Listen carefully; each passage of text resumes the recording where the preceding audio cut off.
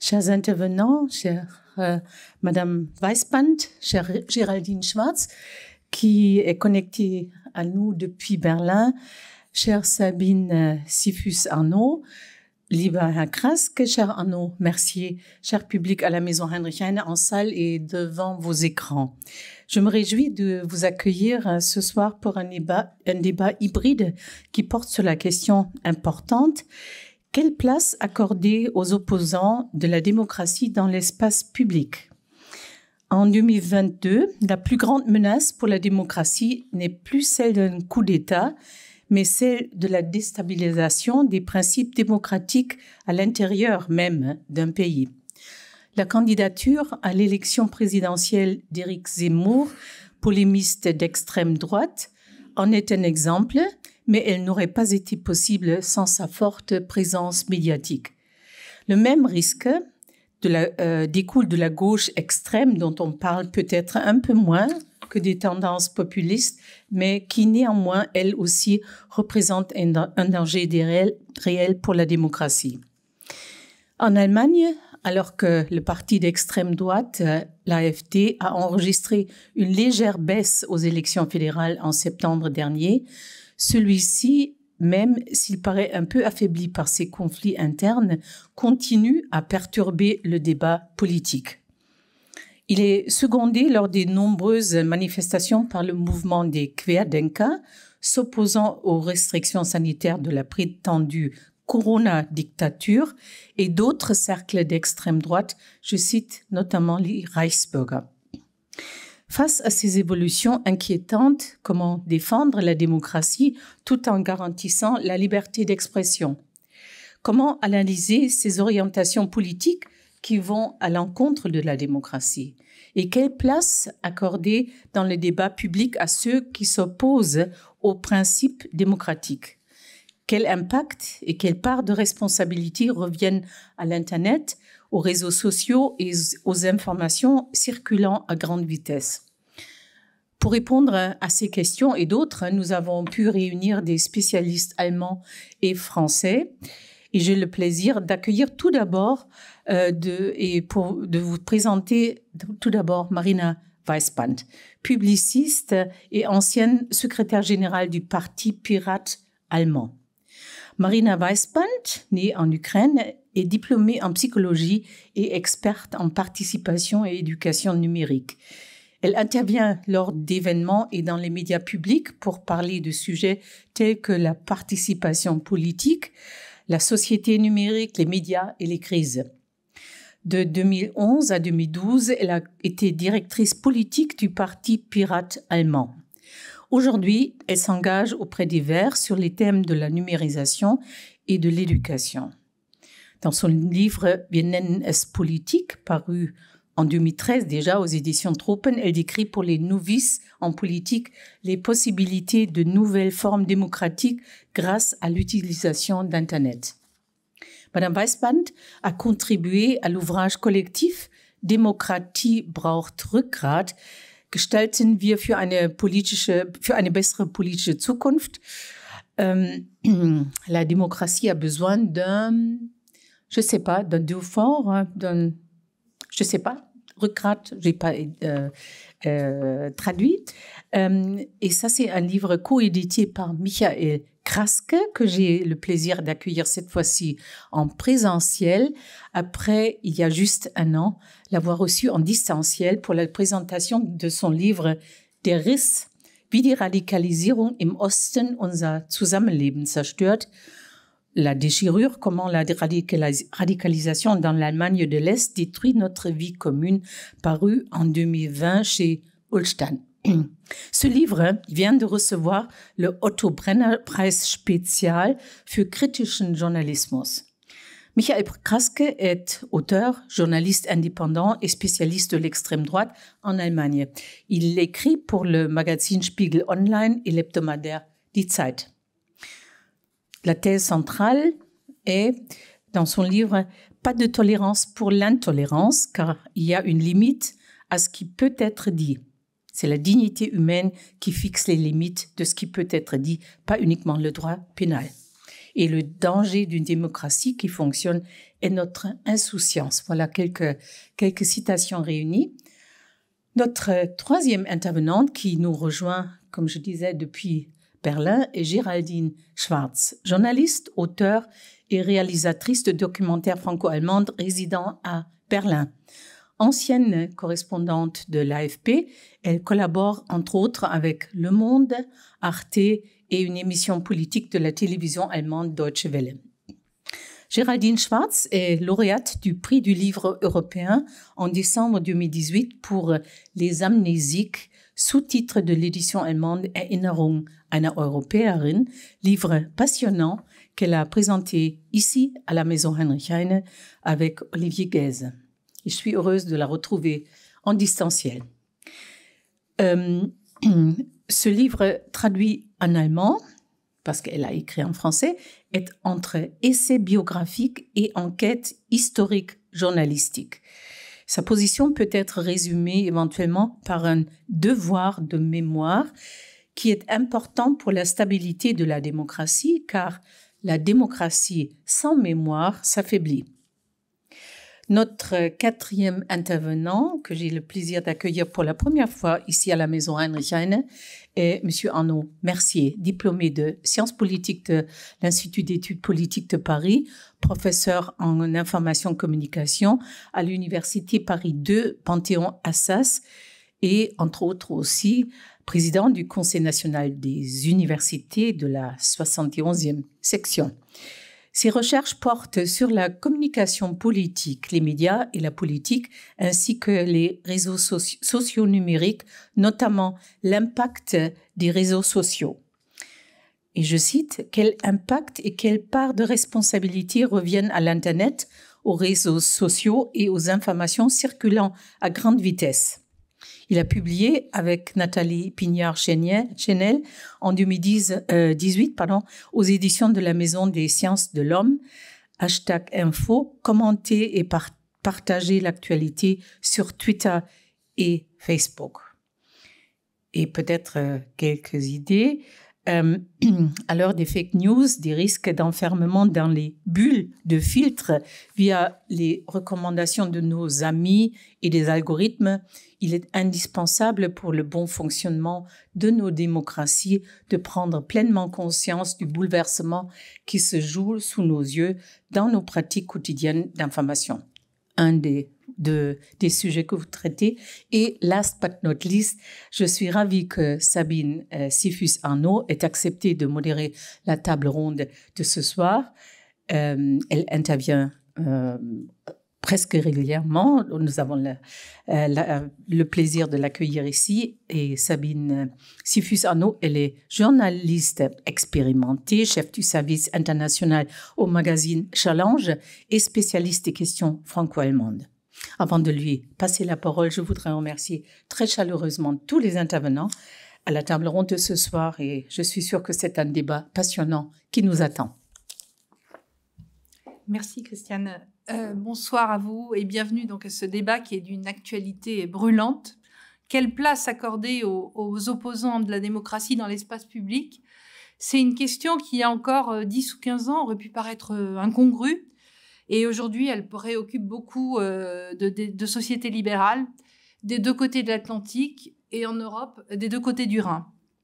Les antidémocrates ou antidémocraties sont de plus en plus nombreux, de plus en plus bruyants, de plus en plus désinhibés et de plus en plus soutenus et relayés.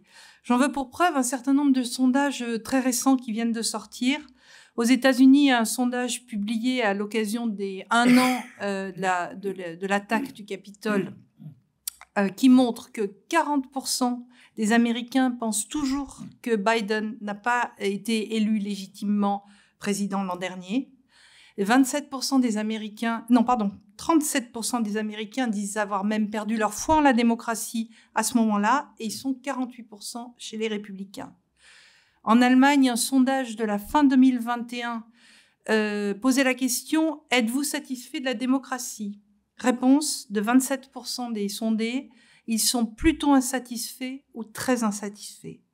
En France, même type de constat, Le Figaro, du 25 janvier, montre que 39% des sondés disent souhaiter à la tête du pays, alors je cite, un homme fort qui n'a pas à se préoccuper du Parlement ou des élections. Et ils sont même 27% qui ne seraient pas opposés à un pouvoir militaire. Pour la France, je continue avec d'autres sondages du Cevipof. On leur demande, à ces sondés, les politiques sont-elles globalement corrompues? Oui, à 65%. Se préoccupe-t-il de ce que pense le reste de la population? Non, à 80%. 3 Français sur 4 expriment des sentiments négatifs vis-à-vis de la politique et 35% carrément du dégoût.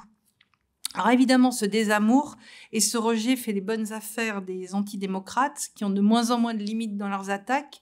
Insultes, violences, intimidations se banalisent et vont parfois jusqu'à l'assassinat. Et ça, c'est quelque chose qui est très choquant depuis quelques années. Donc, par exemple, Jo Cox, députée britannique pro-européenne qui est tuée, assassinée en juin 2016, l'avant-veille du référendum sur le Brexit, Walter Lübcke, qui est assassiné d'une balle dans la tête chez lui en juin 2019 parce qu'il avait pris position en faveur de la politique pro-réfugiés.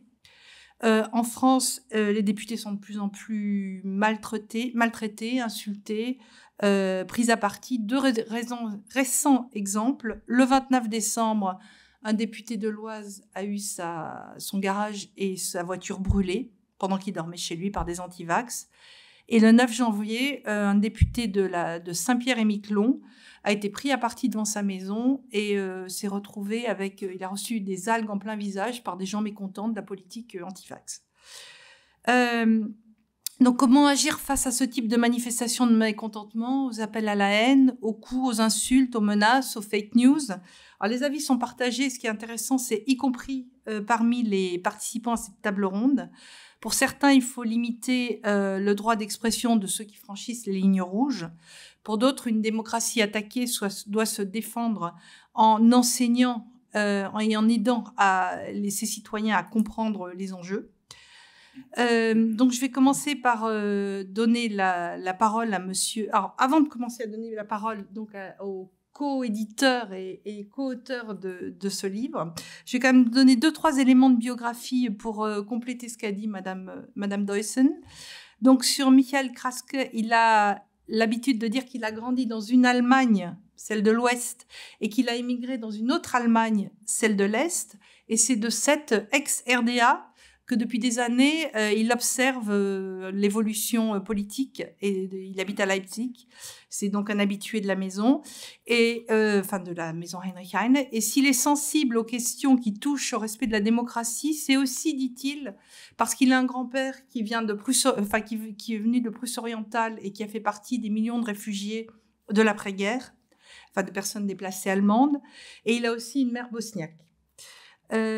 Marina Weissband, qui est aussi co-autrice de ce livre dont nous parlons ce soir, pour compléter sa biographie, je dirais qu'elle est petite fille d'un général ukrainien de l'armée rouge qui a été victime d'antisémitisme et témoin de pogroms avant la Première Guerre mondiale. Et ce sont des faits qui sont restés gravés dans l'histoire familiale.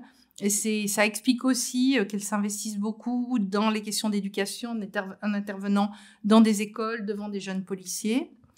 Géraldine Schwartz, qui est avec nous en direct de Berlin, et elle aussi de plein pied dans ces sujets. Donc, elle est l'auteure de ce fameux essai remarqué dont a parlé Madame Deussen, qui a été primé, traduit en plusieurs langues, et donc qui est une enquête sur l'histoire de sa famille, qui raconte aussi l'histoire de sa famille, qui raconte l'histoire de l'Allemagne, du nazisme, de la dénazification et du rapport à l'extrême droite. Voilà, aujourd'hui, elle prépare un nouveau livre qui sera, si j'ai bien compris, une grande fresque européenne, mais non, on saura plus une prochaine fois ici sûrement.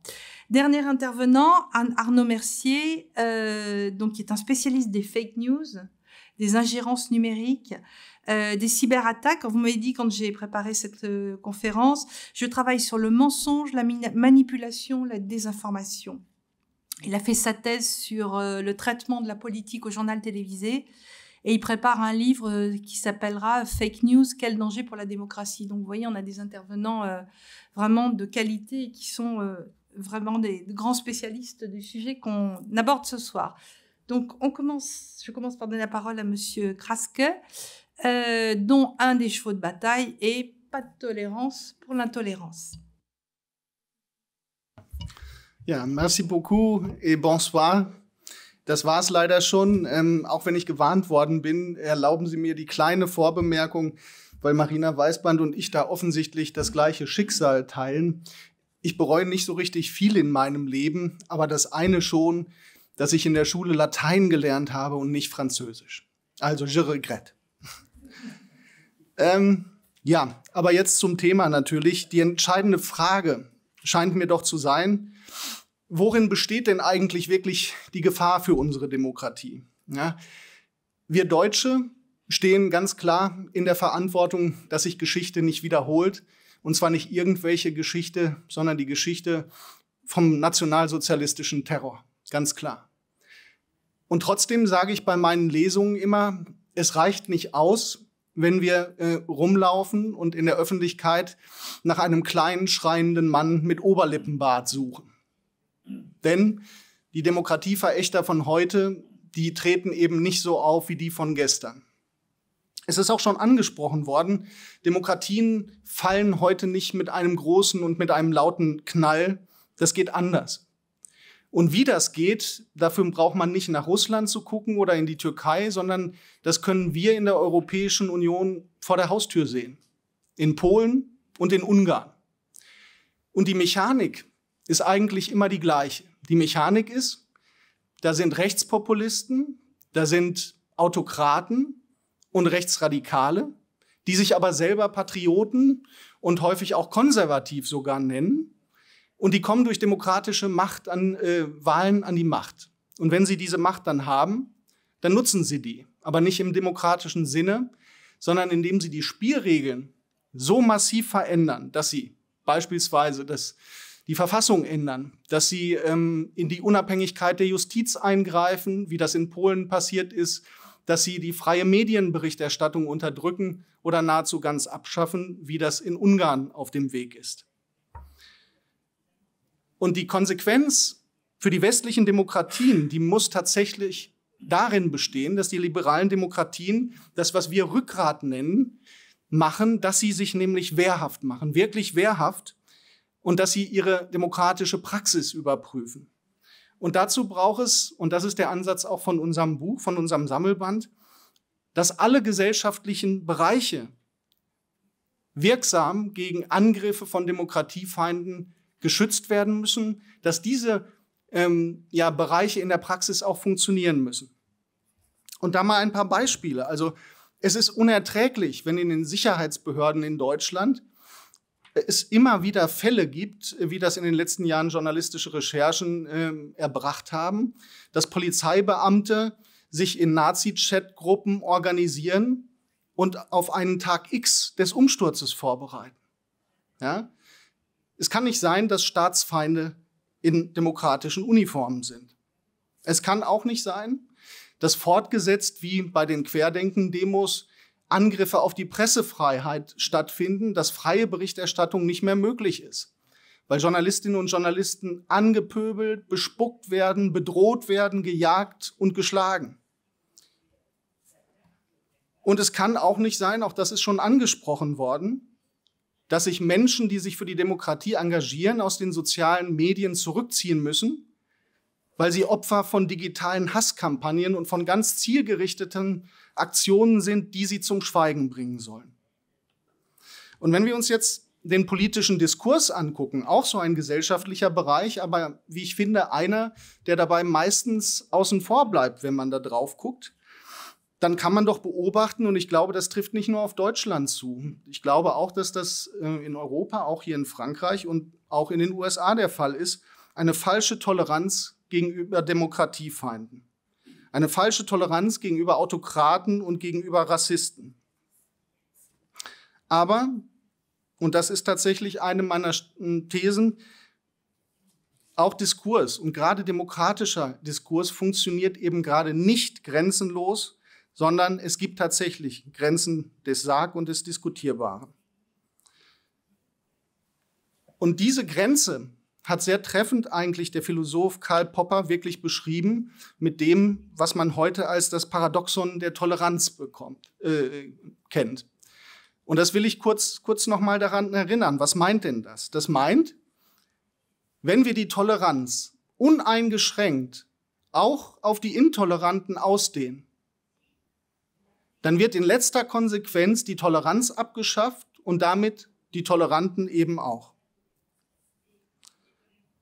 Und daraus folgt, Lügen, Verschwörungserzählungen und Angriffe auf die Menschenwürde sind nicht und dürfen nicht sein Teil des demokratischen Diskurses.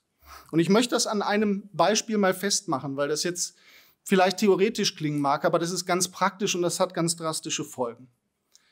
Sowohl in Frankreich als auch in Deutschland kursiert ja auf Seiten der Rechten die Verschwörungserzählung vom sogenannten großen Austausch, die zurückgeht auf Arnaud Camus, den Autor hier aus Frankreich. Und das sagt ja in etwa, also die Urbevölkerung, die Bevölkerung, die schon immer hier einheimisch gelebt hat, die soll ausgetauscht werden durch irgendwelche fremden Mächte, ja, die soll durch Migranten ersetzt werden, ja, im Kollektiv. Das schafft unfassbare Ängste. Und man muss dazu wissen, also in Deutschland zum Beispiel erzählt diese Verschwörungsideologie ein lange Zeit als Gesprächspartner in den Talkshow geschätzter AfD-Politiker wie Alexander Gauland. In Frankreich erzählt diese Erzählung der schon angesprochene Éric Zemmour als Präsidentschaftskandidat. Was man wissen muss ist, der Rechtsterrorist in Christchurch, Neuseeland, der 51 Menschen in Moscheen ermordet hat, der hat sich auf diese Verschwörungserzählung vom großen Austausch berufen. Und der Attentäter in Halle an der Saale, der ein Massaker in der jüdischen Gemeinde vorhatte, der dann leider, also zum Glück, nicht leider, der zum Glück nicht reingekommen ist, der gescheitert ist, aber der dann weitergezogen ist und Menschen ermordet hat, auch der hat sich auf die Verschwörungserzählung vom großen Austausch bezogen. Das heißt, es ist ein ganz eindeutiger Befund aus Worten werden Taten. Und daraus muss folgen, nochmal, Rassismus, Verschwörungsdenken, Lügen und Demokratieverachtung dürfen nicht Teil vom demokratischen Diskurs sein. Wir dürfen nicht diskutieren, ob vielleicht doch was dran ist, dass Hautfarben für Kriminalität verantwortlich sind. Oder ob es vielleicht doch okay ist, dass Menschen im Mittelmeer ertrinken, so wie das die Zeit, die große liberale Wochenzeitung in Deutschland vor einiger Zeit gemacht hat. Er hat hier ein Pro und Contra gemacht. Ein Foto von einem Flüchtlingsboot und darüber gesetzt, oder soll man es lassen? Diese Fragen sind nicht diskursfähig. Und eine letzte Bemerkung dazu. Nein, wenn Demokratinnen und Demokraten diese Grundprinzipien verteidigen, dann ist das keine Meinungsdiktatur. Denn natürlich müssen Demokratien es auch aushalten, wenn Demokratiefeinde auf die Straße gehen, wenn sie demonstrieren. Aber man muss nicht ihre Themen diskutieren und es gibt kein Anrecht für Menschenfeinde auf Plätze in politischen Talkshows. Es braucht tatsächlich das Selbstbewusstsein von Demokratinnen und Demokraten, ganz bewusst und auch konsequent ihre Normen und Werte zu verteidigen. Merci, Monsieur Kraske.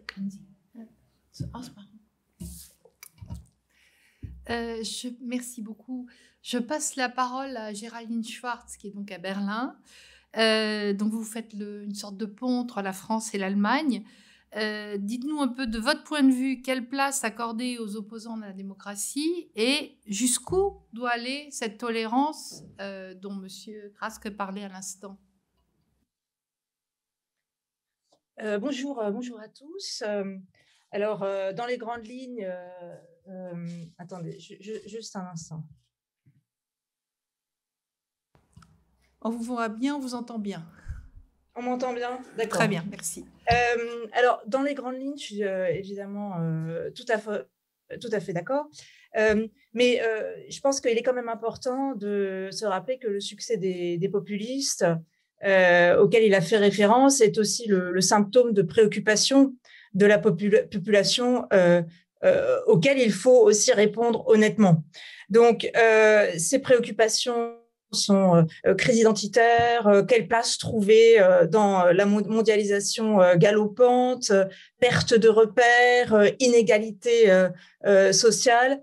Et je pense que c'est aussi assez dangereux de nous réfugier dans une forme de conformisme, quelque part aussi, et de refuser le dialogue.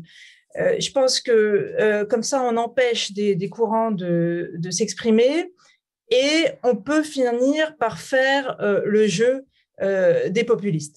Mais il est évident qu'il faut savoir tracer une ligne rouge, refuser net le débat lorsqu'il s'agit de théories conspirationnistes qui viennent d'être évoquées et racistes, et lorsque l'opinion laisse la place à la haine. Et là, il vaut mieux ignorer et surtout ne pas relayer ces infamies dans les médias. Mais je pense qu'il faut essayer de poser un diagnostic équilibré. Donc, il y a d'une part ces représentants qui violent les normes démocratiques de manière de plus en plus remarquée. Quand je parle de normes démocratiques, alors je parle pas seulement d'une attaque contre les institutions, comme c'est le cas en Hongrie ou en Pologne, mais je parle vraiment de règles non écrites, comme la quête de la vérité, l'honnêteté intellectuelle, le respect de la légitimité politique de l'adversaire, ne pas s'enfermer dans une logique de blocage, être capable de coopérer avec le camp adverse, ne pas recourir à l'insulte, à l'agressivité. Alors, toutes ces choses sont malheureusement légales. Et c'est pour ça que ce sont des normes qui sont très faciles à violer. Et donc, une part de responsabilité revient aux représentants, aux élus, qui violent ces normes. Et ça, c'est quelque chose qui est très courant en France aujourd'hui. Et pas par pas, ces représentants détruisent finalement la démocratie. Mais il y a aussi la responsabilité des citoyens. Et quand les citoyens acceptent par indifférence, par aveuglement, par complicité ou par opportunisme ces violations des normes démocratiques et qu'ils ne les punissent pas, eh bien, ils contribuent aussi à détruire le système. Donc, je pense qu'on ne va pas régler le problème en empêchant ces élus qui violent les normes démocratiques de s'exprimer. Il faut s'intéresser à pourquoi, aujourd'hui, au XXIe siècle, après un travail de mémoire conséquent dans de nombreux pays et aussi en France, qui aurait dû nous immuniser contre ce genre de dérive, eh bien, les citoyens continuent à être, à manquer de vigilance ou bien à être fascinés par ce genre de discours. Voilà. Donc, je pense que chaque citoyen et chaque élu devrait, avant de décider de soutenir une politique, se poser la question de savoir est-ce que cette politique renforce la démocratie ou est-ce qu'elle l'affaiblit? Et si elle l'affaiblit, c'est qu'elle la met en danger. Donc, il faut, à ce moment-là, être capable de condamner cette politique, même si ces violations ont lieu dans le camp que nous soutenons. Et malheureusement, dans un pays comme en France, qui est extrêmement polarisé, eh bien, il y a une tendance à adhérer presque religieusement à son camp politique, et donc on empêche tout consensus. Donc avec cette attitude de blocage, déjà, c'est un premier pas vers la destruction d'une norme démocratique. Ensuite, il n'y a pas eu, alors là je rejoins ce qui vient d'être dit, il n'y a pas eu en France, face à M. Zemmour ou Mme Le Pen, un cordon sanitaire. que moi, personnellement, alors les collègues allemands ne seront peut-être pas d'accord, j'ai cru observer en Allemagne. J'ai cru observer un cordon sanitaire de la part des médias et des partis politiques allemands contre l'AfD et qui, selon moi, a quand même porté ses fruits. Merci Géraldine. Donc une perspective légèrement différente, complémentaire. Marina Weissband, je vous passe la parole. Donc vous êtes co-autrice du livre de ce soir. Donc vous allez nous expliquer comment, selon vous, on peut protéger ces normes démocratiques.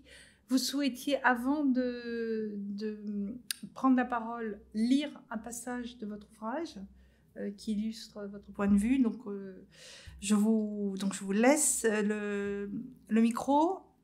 Avant toutefois de vous le laisser, je voulais rappeler une phrase de votre grand-père ukrainien. Vous m'avez dite l'autre jour, « Occupe-toi de la politique, sinon la politique s'occupera de toi ».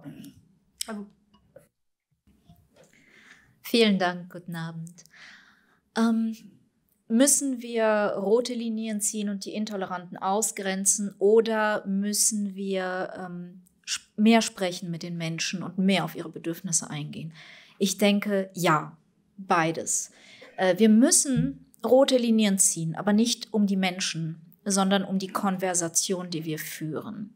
Die Intoleranten lässt sich sehr leicht darstellen als eine Gruppe, die außen ist, irgendwo mit den Nazis marschiert. Aber die Intoleranten sind auch in uns. Wir alle sind aufgewachsen in einer Gesellschaft, die rassistisch geprägt ist, die antisemitisch geprägt ist. Wir können nicht aus unserer Haut. Und ich möchte ein Missverständnis ausräumen, bevor ich lese. Es heißt oft, Antisemitismus sei Hass auf Juden. Und was man in Deutschland oft macht, ist, dass man Gedenkstätten besucht und man lernt Juden kennen. Die werden dann an Schulen eingeladen und dürfen erzählen und zeigen, Juden sind nicht böse. Aber ich glaube nicht, dass irgendein Mensch Antisemit ist, weil er wirklich nicht weiß, dass Juden nicht böse sind. Ich glaube, Menschen sind Antisemiten, weil sie nicht wissen wollen, dass Juden böse sind. Weil sie ein Bedürfnis danach haben, jemanden zu sehen, der böse ist. Antisemitismus ist nicht Hass auf Juden. Antisemitismus ist das Gerücht über Juden. Und das Gerücht ist, die Welt wandelt sich, ich verstehe nicht, was passiert. Digitalisierung, Globalisierung, ökonomische Ängste, Wertewandel. Was Familie ist, wandelt sich. Was Partnerschaft ist, wandelt sich. Klimawandel, Pandemie. Ich habe keine Kontrolle über mein Leben mehr. Und wenn ich keine Kontrolle über mein Leben habe, irgendjemand muss sie ja haben. Und da kann jemand eingesetzt werden. Die politische Elite, die Reichen, die Juden, die Ausländer. Und da beginnt Menschenhass und das wird zu Gewalt. Ich schildere tatsächlich, wie wir damit umgehen. Deswegen möchte ich ein kleines Stück vorlesen.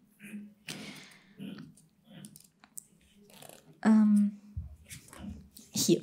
Was machen wir nun mit so einer Stimmung? Wie stellen wir sicher, dass wir aus ihr heraus nicht in einer rechtspopulistischen Diktatur landen? Wir wären nicht das erste Land, in dem der eklatant sichtbare Unterschied zwischen Arm und Reich, die sich wandelnde Welt, die neuen Technologien und ökonomischen Schwierigkeiten zu einem Aufschwung von Rechtspopulismus geführt hätten. Die Antwort darauf lautet im Moment, wir müssen die Grenzen des Diskurses sichern. Wir müssen die Demokratie verteidigen. Vielleicht genügt es aber nicht, nur zur Ruhe zurückzukehren, die wir in den 90er Jahren hatten oder meinen gehabt zu haben, als Rechte noch Baseballschläger hatten und nicht im Parlament saßen und als man sich hauptsächlich auf Markenklamotten, Konsum und Schrankwände konzentrieren konnte. Unsere bevorstehende Aufgabe ist nicht so defensiv. Vielleicht müssen wir Demokratie in erster Linie erreichen. Damit meine ich nicht, dass wir bisher keine Demokratie hatten. Wir leben in einer Demokratie. Aber wir leben in einer Demokratie, in der die Schere zwischen Arm und Reich immer weiter auseinandergeht. In der es vom Nachnamen abhängt, wie leicht man eine Wohnung oder einen Job findet.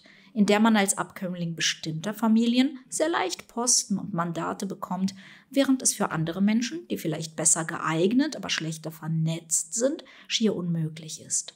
Vor allem aber leben wir in einer Demokratie, in der wir bequem geworden sind, uns entweder darauf zu verlassen, dass die da oben es schon irgendwie richten werden, oder in der einige sich enttäuscht von denen da oben abgewandt haben und ihr eigenes Ding machen. Vielleicht muss Demokratie deshalb nicht bloß verteidigt, sondern ausgebaut werden. Genauso wie sie während der Aufklärung zur Blüte kam, brauchen wir jetzt eine zweite Welle der Aufklärung, in der alle Menschen nun nicht mehr durch den Buchdruck besser informiert, sondern durch das Internet auch besser vernetzt, ihre Stimme leichter hörbar machen können und lernen, mit dieser Verantwortung umzugehen. Hier ist nicht defensives Denken gefragt, sondern visionäres. Die bloße Besitzstandswahrung einer bequemen Demokratie kann zu ihrem größten Fallstrick werden. Das heißt, was meine ich, wenn ich sage, wir brauchen eine zweite Aufklärung? Ich arbeite sehr praktisch daran. Ich will diese Menschen nehmen, die sagen, ich habe keine Kontrolle über mein Leben. Und ehrlich, ich habe eine kleine Tochter, unser Kindergarten ist zu, sie sitzt zu Hause, ich habe keine Kontrolle über mein Leben. Ich möchte diese Menschen nehmen, die sich Sorgen machen und die sich nicht radikalisiert haben, und diese Menschen, die sich vielleicht schon ein Stück radikalisiert haben. Und ich möchte sagen, doch, du hast Kontrolle über dein Leben. Und wir werden es kollektiv lernen müssen. Wir werden lernen müssen, die neue Verantwortung, die wir als die mächtigste Generation aller Zeiten, weil wir über das Internet so viele Infos haben, weil wir so gut vernetzt sind. Zu den Schattenseiten sagen Sie gleich noch etwas. Aber wir haben auch eine neue Macht. Wir müssen lernen, diese Macht zu nutzen. Und wie lernen wir Macht? Wie lernen wir Verantwortung zu tragen? Indem wir sie tragen. Daran führt kein Weg vorbei.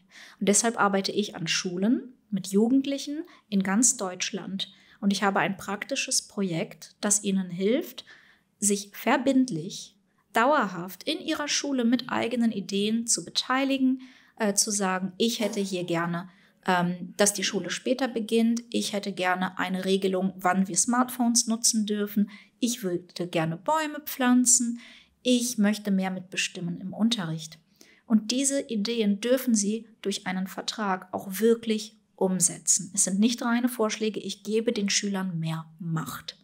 Und ich glaube, ironischerweise, je mehr die Demokratie gefährdet ist und je mehr Leute destruktiv werden darin, desto mehr Macht muss man ihnen geben. Und diese Räume müssen wir schaffen in unseren Schulen, in unseren Betrieben, in unseren Kommunen, wo wir einander begegnen und wieder das Zwischenmenschliche finden.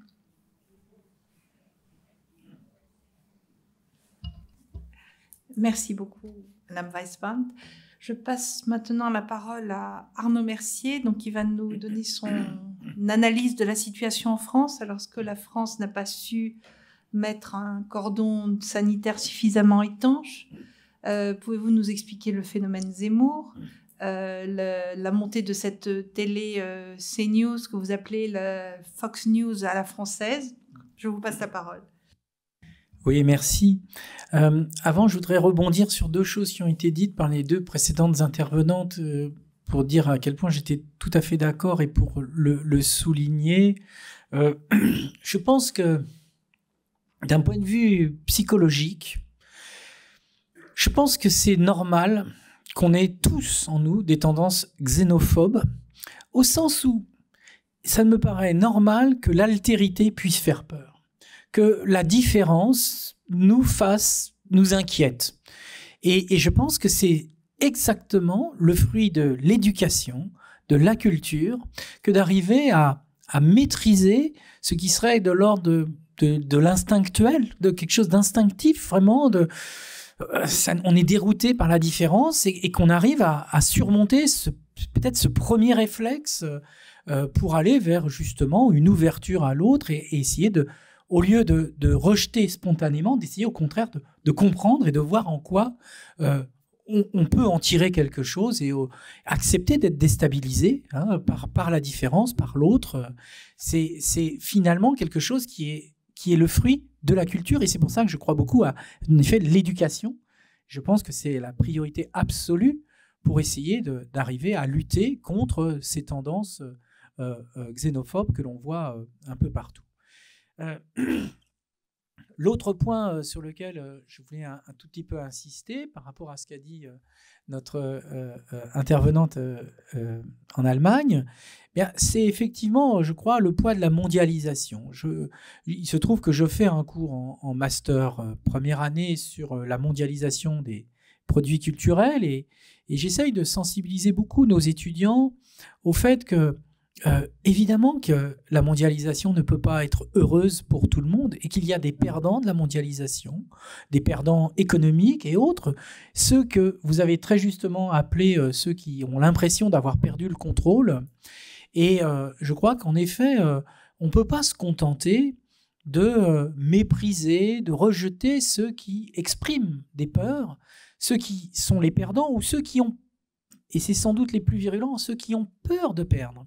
C'est-à-dire, il y a encore pire que ceux qui ont vraiment perdu les pédales, il y a ceux qui ont peur de perdre leur situation.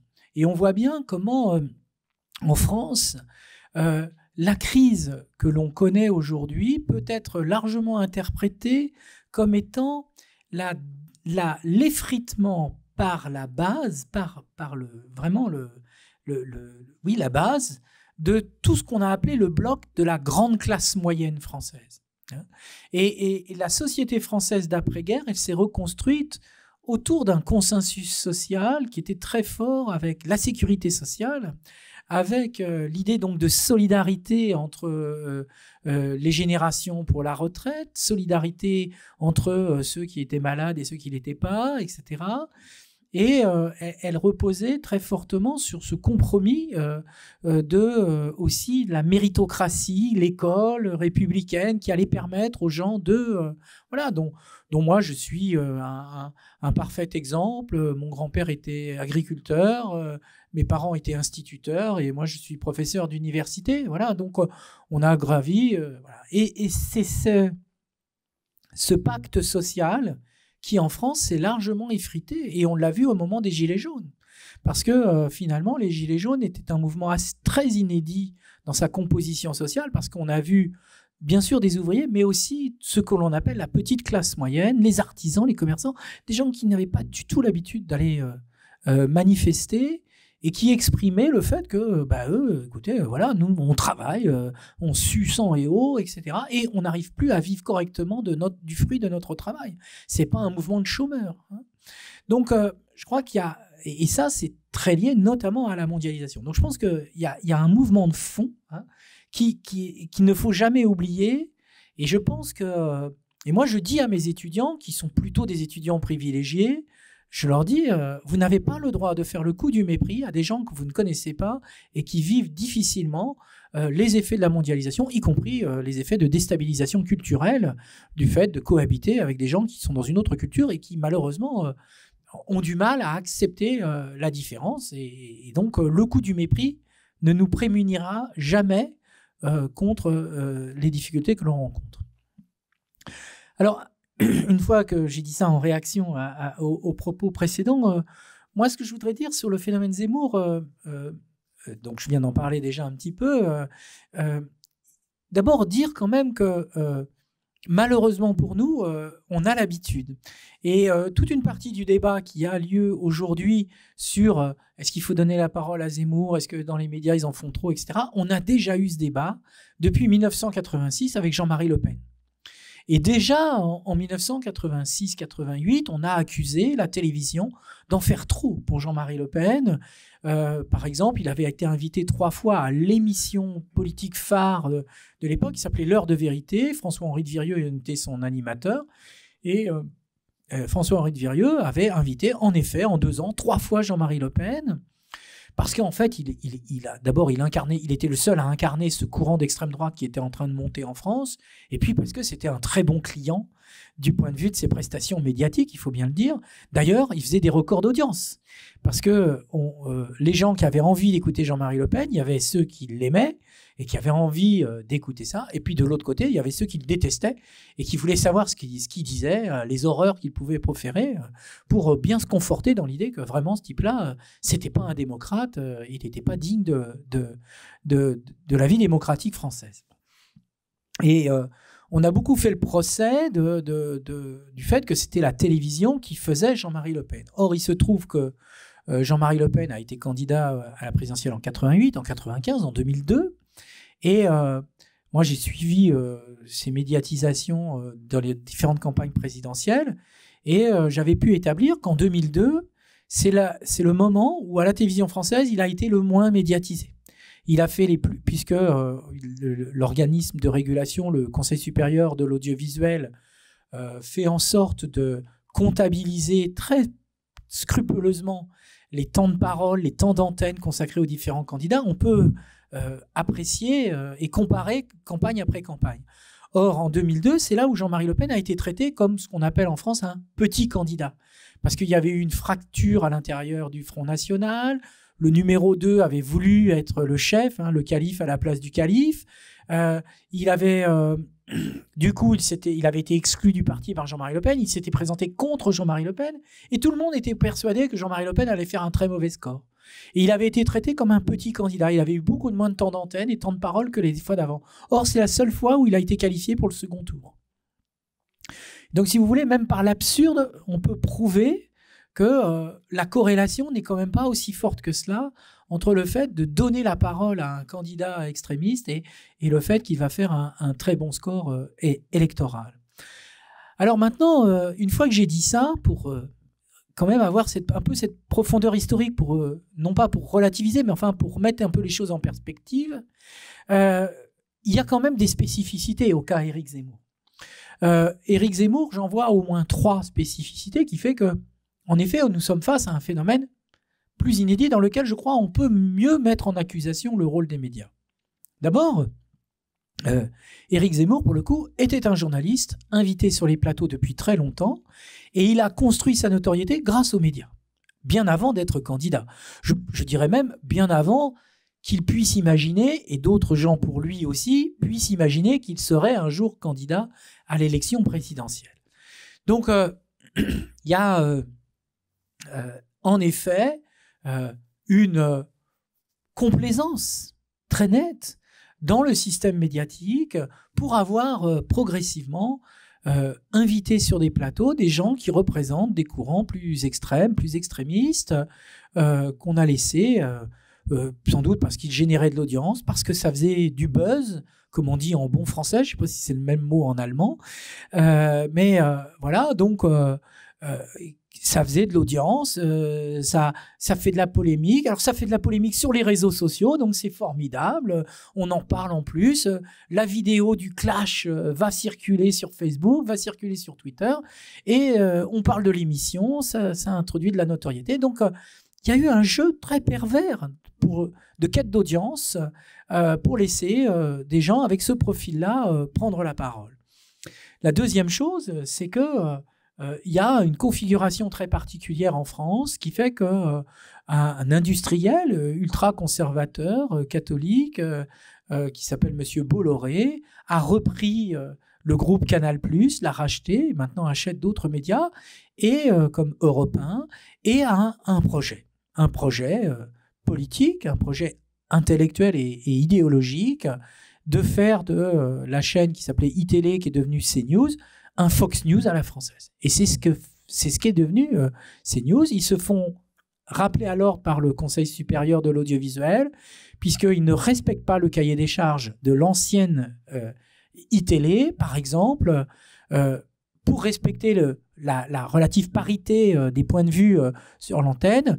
Ils passent entre minuit et 6 heures du matin des émissions ou des extraits dans lesquels les gens de gauche peuvent prendre la parole. Et ça fait plusieurs fois que le CSA leur dit « Attention, vous ne respectez pas la loi ».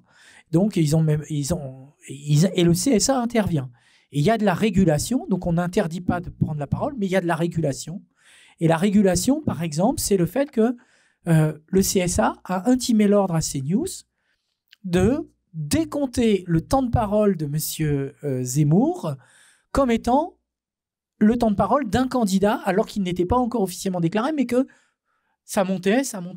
Et CNews a été obligé d'arrêter l'émission où Éric Zemmour avait une tribune tous les jours pendant 1 heure, parce qu'il ne voulait pas donner 1 heure par jour la parole aux gens de gauche pour contrecarrer ce temps d'antenne qu'on leur donnait. Donc il y a de la régulation en France. Mais c'est une régulation saine, c'est pas la censure. Si vous voulez continuer à donner la parole à M. Zemmour, c'est comme vous voulez, sauf qu'il faut donner le même temps d'antenne aux autres courants.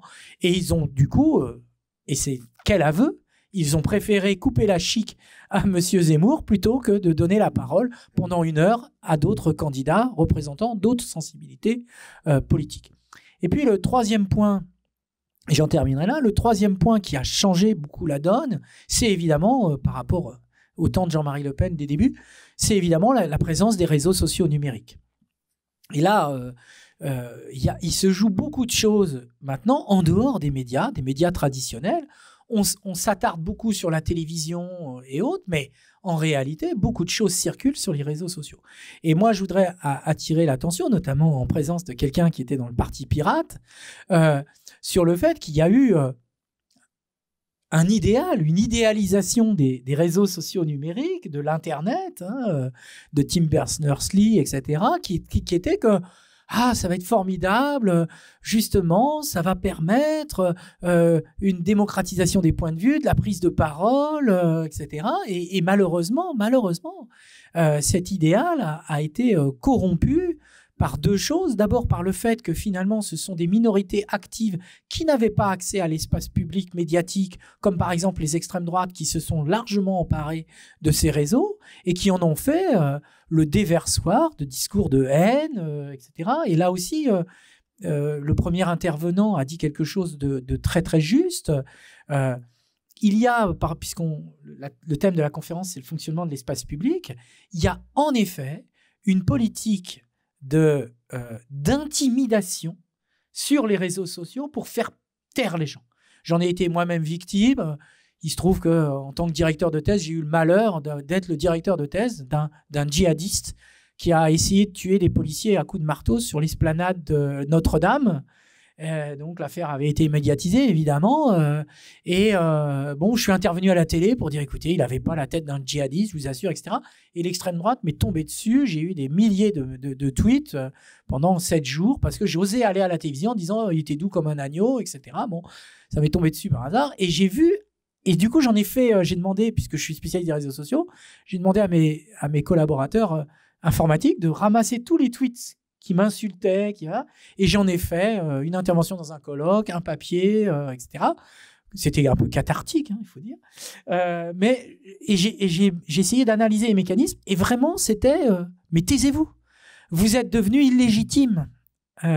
Parce que, vous n'avez pas... Vous devriez vous taire, vous devriez fermer votre compte Twitter, etc. Donc, on voit bien qu'il y a une stratégie d'intimidation pour empêcher les démocrates de continuer à exister sur les réseaux sociaux, et ils veulent s'approprier les réseaux sociaux. Pour terminer, juste une phrase.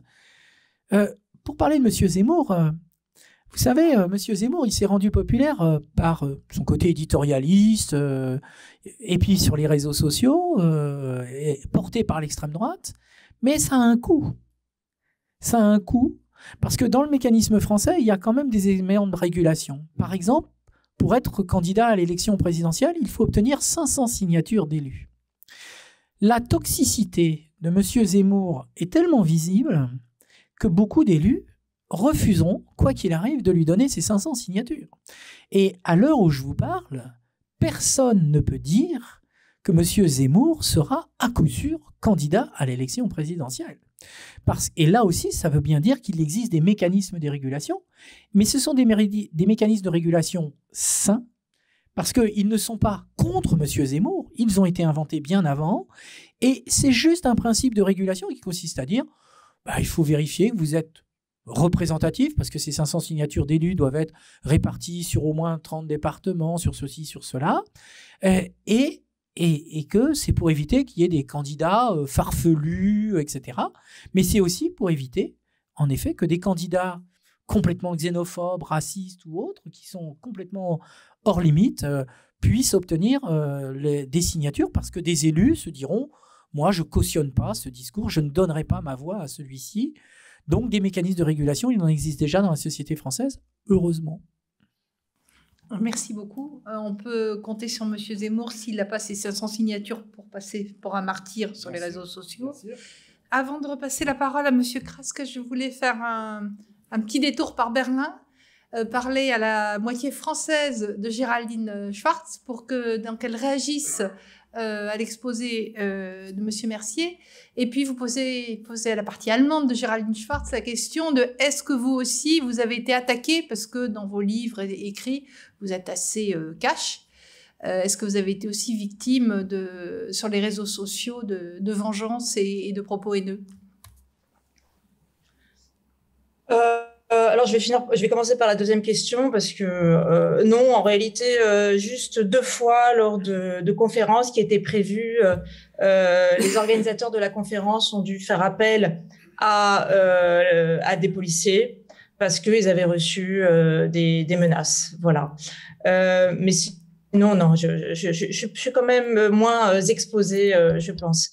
Alors bon, réagir, je suis pas une spécialiste d'Éric Zemmour concernant la situation de la France. Pour moi, bon, certes, il y a le problème de la perte de repères, des inégalités sociales, mais je pense que c'est toujours très dangereux de faire des citoyens des victimes. Et sachant aussi que en France, il y a aussi, comme vous l'avez d'ailleurs très bien dit, il y a une classe médiatique qui c'est quand même en partie rendu complice de ce déclin de la qualité du discours politique en France. Et puis il y a la classe politique tout de même. Et là, malheureusement, je dois dire que si je compare avec l'Allemagne, il n'y a pas en France eu de solidarité à ce niveau-là.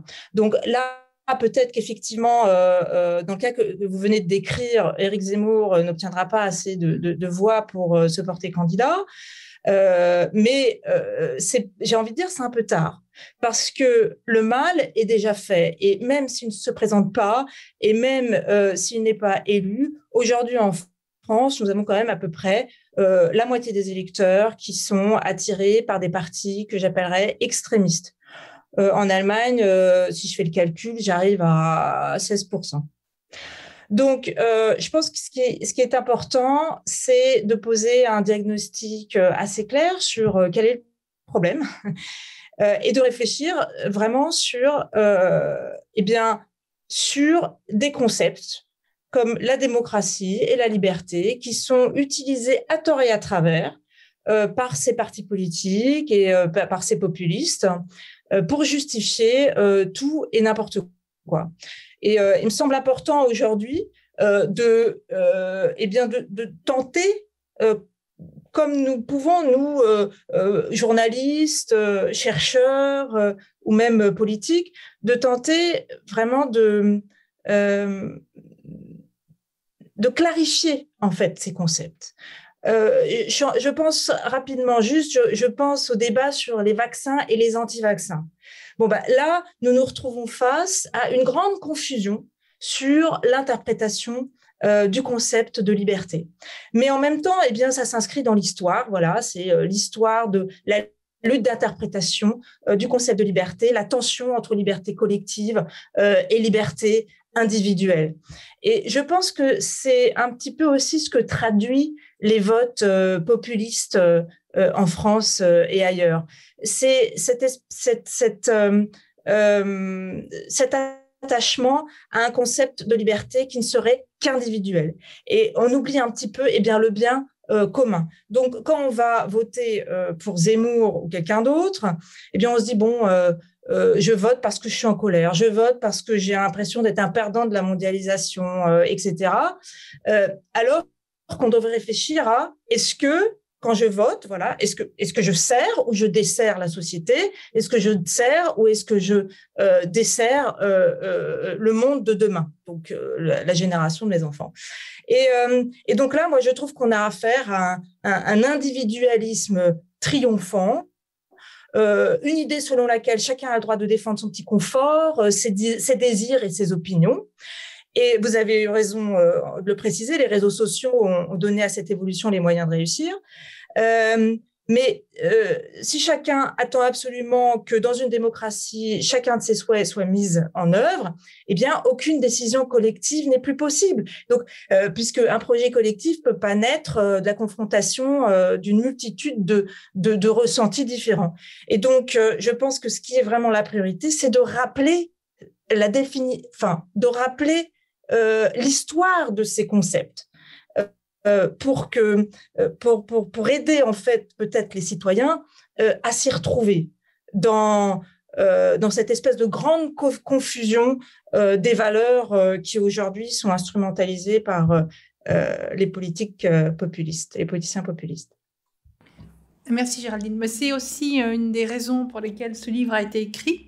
J'avais buté comme Madame Thyssen sur la traduction, et donc Gabriel, qui est là en cabine, m'avait proposé la démocratie ne doit pas courber les chines, qui était la meilleure traduction possible. Donc on va revenir à ce livre qui est le cœur de notre discussion. J'aurais aimé que Monsieur Kraske, vous nous expliquiez d'où est née l'idée, comment vous avez fait appel à des auteurs qui ont quand même des profils très différents. C'est ça qui rend la lecture de ce livre intéressant. On espère qu'il va être traduit en français. Et vous souhaitiez lire un petit passage avant de répondre aux questions sur la Genèse et les auteurs de cet ouvrage. Ja, also... Pardon, excusez-moi, un point d'ordre, comme on dit. Pour les personnes qui suivent à distance la conférence, vous pouvez commencer à poser des questions si vous souhaitez à nos intervenants. Je les aurai sur cet ordinateur et je pourrai les relayer. Excusez-moi parce que je n'en vois pas et j'imagine bien qu'il y a beaucoup de questions qui vont arriver. Donc n'hésitez pas. Merci. Ja. Also mein Mitherausgeber, Kollege, der Erik Hatke, kam auf mich zu, der hatte den Riss gelesen und hat dann gefragt, ob ich mir vorstellen kann, mit ihm zusammen ein Demokratiebuch zu machen. Und am Anfang stand bei uns beiden die Überzeugung, dass eben, wie wir ja jetzt, glaube ich, auch wirklich aus diesen sehr profunden Wortbeiträgen schon hören, dass Demokratie kein Selbstläufer ist. Ja, sondern dass Demokratie tatsächlich entwickelt werden muss. Marina Weißband hat darauf hingewiesen, nicht nur verteidigt, sie muss entwickelt werden.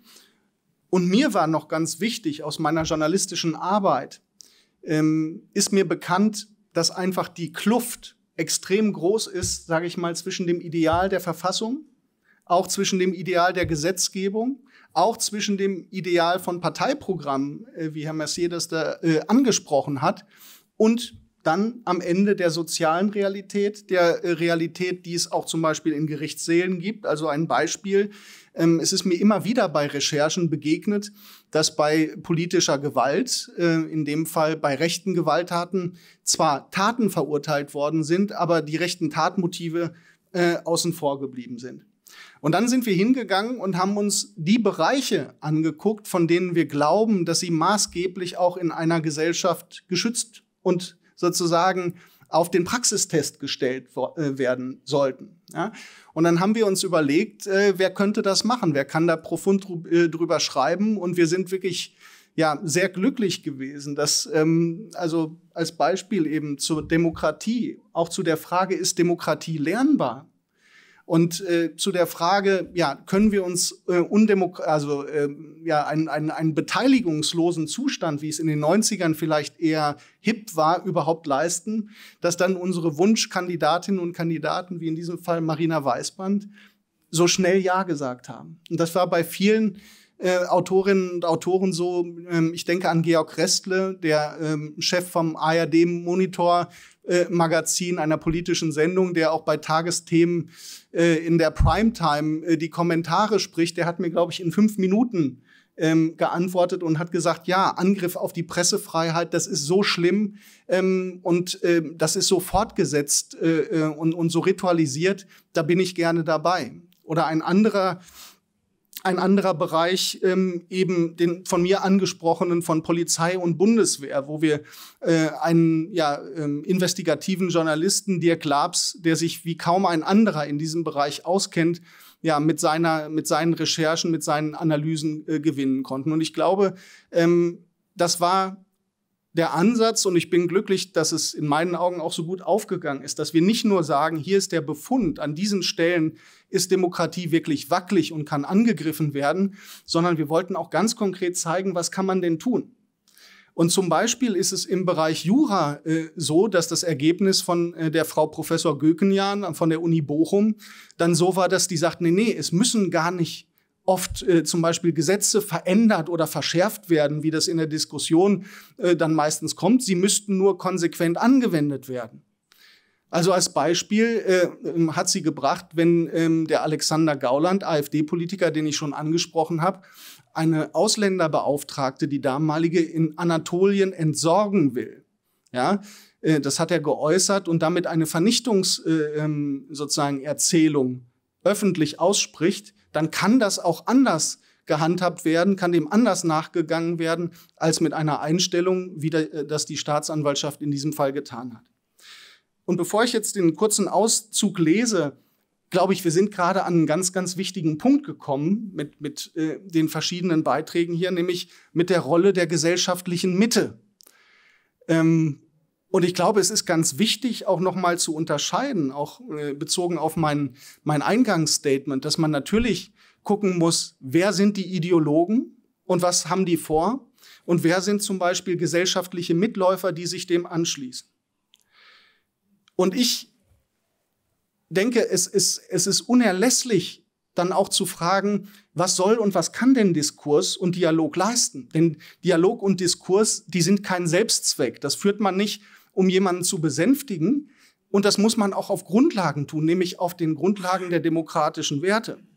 Und ein kleines Beispiel nur aus Deutschland dazu. Überall da, wo man versucht hat, diesen sehr radikalen Bewegungen der Straße entgegenzukommen, ich denke da an die Pegida-Bewegung, ja, die offenen Rassismus auf die Straße getragen hat, die nennen sich ja gegen die Islamisierung des Abendlandes. Da ist offener Rassismus wirklich auf die Straße gezogen und das ist lange verharmlost worden als berechtigte Sorgen und Ängste der Bürger. Und dieses Appeasement, das man da in Sachsen, im Osten von Deutschland betrieben hat, das hat aber mitnichten dazu geführt, dass diese Leute dann friedfertiger wurden oder dass sie ihrerseits Dialog gesucht haben, sondern die Szene hat sich massiv radikalisiert. Es hat eine Entgrenzung stattgefunden und es ist von offener Bühne in Dresden im Grunde genommen eine Vernichtungsfantasie von dem Gründer geäußert worden, der gesagt hat, man müsste doch die anderen alle in einen Graben schütten und wieder diesen Graben zuschütten. Ja? Das heißt, überall, wo dieses Appeasement betrieben wird, da geht das nach hinten los. Da gewinnen am Ende die Radikalen und da gewinnen eben nicht die Demokraten. Und letzte Vorbemerkung von meinem Auszug. Auch die Mitläuferinnen und Mitläufer darf man nicht aus der Verantwortung für ihr Handeln in der Demokratie entlassen. Im Moment stellt es sich so dar, gerade in Ostdeutschland, dass die sogenannte Querdenkenbewegung, die Demos, die da jetzt jeden Montag stattfinden, ganz massiv von Rechtsextremisten organisiert werden. Und da sind viele Menschen dabei, die dann tatsächlich mitlaufen und als bürgerliche Mitte zu beschreiben sind, ja, die unauffällig sind, die auch nicht Mitglied in einer extremistischen Organisation sind. Aber sie machen sich letztlich mit Nazis gemein. Und wer mit Nazis zusammen marschiert, der muss sich diesen Vorwurf des Mitläufertums dann schon gefallen lassen und er trägt auch die Mitverantwortung dafür, wenn dann Polizeisperren durchbrochen werden, wenn Journalisten angegriffen werden. Denn die Schwäche, sage ich mal, des Rechtsstaates führt am Ende immer zu weiterer Gewalt und Enthemmung. Und mit diesem Problem der gesellschaftlichen Mitte und des Umgangs beschäftigt sich dann auch dieser kurze Auszug, den ich jetzt lesen möchte. Ja. Besonders schwer tun sich Staat und Gesellschaft mit Gefahren in ihrer Mitte. So lassen Versammlungs- und Polizeibehörden in der tödlichen Pandemie die Demos der Querdenkenbewegung in vielen Städten weitgehend gewähren, obwohl sie oft verboten sind und Teilnehmende massenhaft gegen Auflagen verstoßen, indem sie sich dicht gedrängt, ohne Mindestabstand und ohne Mund-Nasenschutz sich und andere gefährden. Neonazi-Hooligans prügelten in Leipzig die zuvor gerichtlich untersagte Demoroute über den historischen Ring frei. Querdenken-Mitbegründer Michael Ballweg hat seine Großdemo in Berlin in einem Akt der Selbstermächtigung zur, Zitat, verfassungsgebenden Versammlung erklärt. Trotzdem erklärten ein sächsischer Innenminister und ein Stuttgarter Einsatzleiter der Polizei auf Pressekonferenzen, körperlicher Zwang zur Durchsetzung von Auflagen etwa sei bei solchen Demos unverhältnismäßig. Schließlich demonstriere da die bürgerliche Mitte. Offenkundig scheuten die Verantwortlichen ein konsequentes Vorgehen, weil sie die Demonstrierenden als Normalbürger ansahen. Doch der Staat darf keinen Unterschied machen, ob er nun von jungen Männern in schwarzen Kapuzenpullis oder von älteren Herren im Anorak angegriffen wird. Demokratiefeindlichkeit erkennt man weder am Alter noch am Aussehen. Allzu lange sind systematische Angriffe auf die freie Berichterstattung bei Demos von den Innenministern toleriert worden.